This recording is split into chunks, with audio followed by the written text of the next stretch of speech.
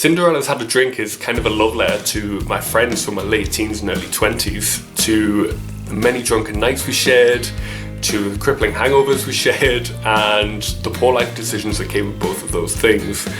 The title itself was inspired by a particular friend of mine who I nicknamed Cinderella, because whenever we go out in the town, she would always end the night with one shoe less than what she started with, and she would always disappear right around midnight after texting one of her exes. Like, poor life decision. Only mean one thing, Cinderella's had a drink. She's been drunk dialing her friends. I actually wrote this idea for the first time back in 2013, like 7 years ago. I was writing for a pitch actually, for some up-and-coming female artists to record one of my songs. And the specification was that they needed it to be a fun and sassy song that a young woman could sing. So I wrote it with Tara Thompson in mind, who had just come out with Someone to Take Your Place. And the song was written from Cinderella's perspective, having just finished work for the day, and her man wants to take her out on some fancy date, but all she wants to do is hit the honky-tonk and have a stiff drink. It was fun, it was bluesy, but it didn't work for the artist I was pitching to. And because I wasn't too keen on the melody I'd written, it just kind of fell into my back catalogue, and I forgot about it for quite a long time. 5 years actually. Wink. Now Cinderella needs a drink. So let's get the honky-tonk on. I need a country song. I've been getting dressed up, now I'll be getting messed up. Don't need no fairy story, baby, that don't do it for me. I know your head is spinning and all that you was thinking. I love this place.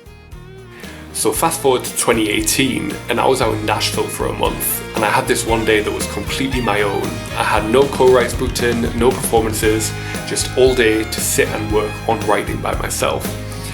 And the first song I wrote that day absolutely sucked. It was just a bad idea. I spent way too much time trying to make it into something, and just ended up annoyed at myself for being a bad writer and having wasted a full day. So I did what any self-respecting person does on a Monday afternoon, and opened a bottle of red wine and sat on the couch listening to Paddy Loveless. And it was while I was sat on the couch that this old song came into my head, Cinderella Needs a Drink, as it was originally called.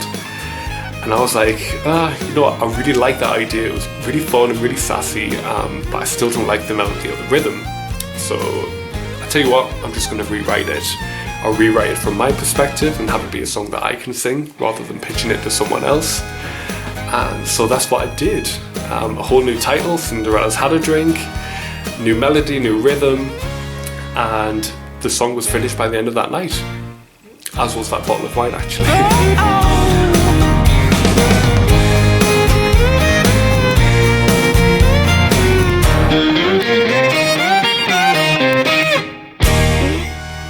So I'm all about my 90s country music. As I said, Paddy Loveless, Pam Tillis, Mark Chestnut, Alan Jackson, Shania. I love it, I still listen to it every day, and I just knew I wanted this song to have a real 90s country throwback feel to it. And my producer, Dr. Ford, who I also worked with on my first single, Wild in the Wind, he loves his country throwback, so he knew exactly what I wanted from this song. So we got Chris Condon in to play the guitars. He is Billy Ray Cyrus's right-hand man, and I was just sat with the biggest smile on my face while he was playing, because he just brought that 90s fantasy to life. Dr. Ford laid down the drums, the bass, and the honky-tonk piano, which I just live for.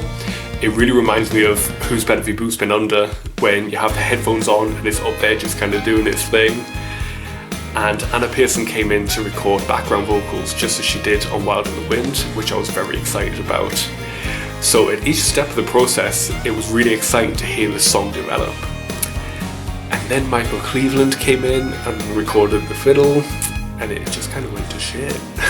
No, I'm kidding, like, he tore it up and just set the song on fire. I was so excited that he agreed to play on it, because he has been IBMA Fiddle Player of the Year 10 times over. He's currently nominated at the Grammys for Best Bluegrass Album, and he's just a world-class musician. He really engaged with the lyric and brought out the humour of the song and really gave this honky tonk feel, and I cannot gush about him enough. He's just brilliant. And Pete Lyman at Infrasonic Sound worked his dark magic again and mastered the song. He's another Grammy nominee, so I've been very, very lucky again to have a world-class set of musicians play on this song. In the mirror, looking like an ugly sister, cause tonight is clinkety-clank. Cinderella's had a drink.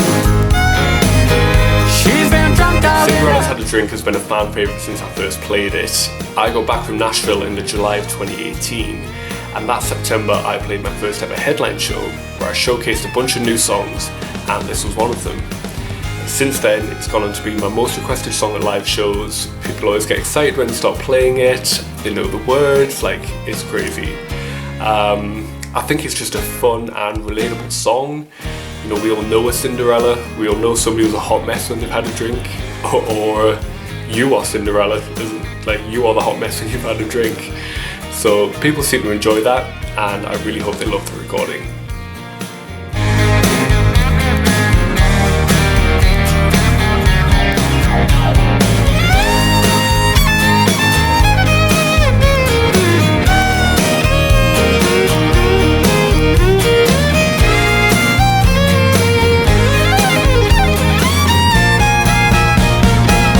Cinderella's had a drink, and you enable her according to her shrink.